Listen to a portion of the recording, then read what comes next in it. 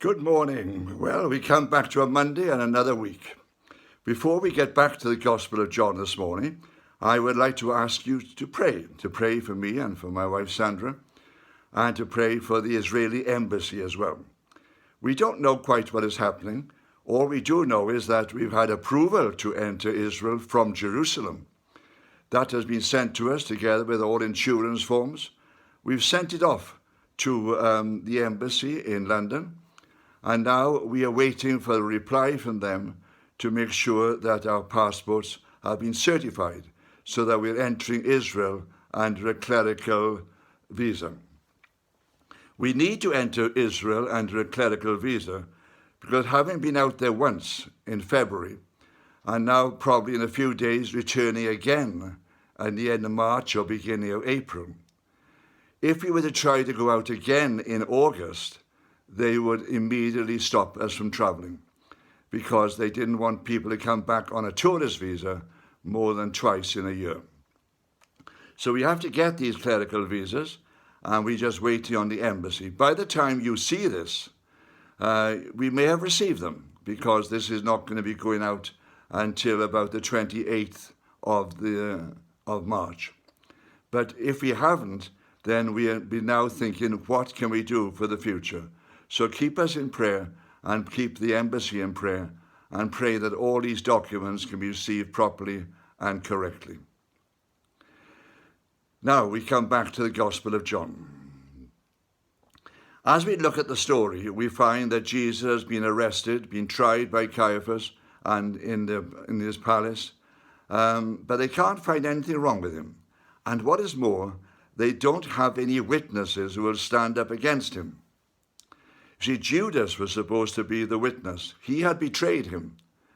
Now he was supposed to come and stand and bear witness as to the terrible things that Jesus had been doing and all the things he had been saying.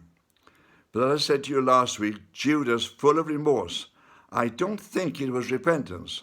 Judas, full of remorse, had gone and hanged himself. If you look in the other Gospels, you'll find there are two accounts, and people often wonder why there is the confusion. It says, first of all, that he hanged himself. And then it also says that he fell from a great height and his body was burst open. The two things are in fact correct. But we have to understand what would have happened. If Judas had gone away from the high priest, having cast down the 30 pieces of silver, and gone and hanged himself on this feast of Passover, then his body would have immediately cut down, taken outside the city, and thrown off the cliff. So in fact, the two things are correct. He had both hanged himself and his body was cast down, so that we're told his body burst open. As I said last week, I don't know what the future of Judas is. Many people have wondered why he did this, why he betrayed Jesus. But I'm Jesus, knowing him, loving him, and I have a suspicion, nothing to record it in any of the scriptures, but I just have a suspicion, knowing Jesus' character, that when having left paradise and gone down into Hades to speak to all those Old Testament saints, including people like John the Baptist, who had gone into that place waiting for his death and waiting for the release from Hades, I think probably one of the first persons he'd have looked up would have been Judas. But let's get back to the trial itself. They cannot find anything against Jesus, and they're getting completely exasperated.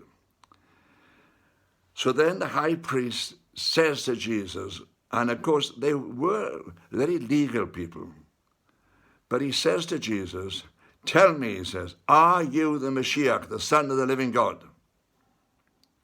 And Jesus says, I am. I am. Immediately the high priest says, we don't need any further witness. But you see, they did.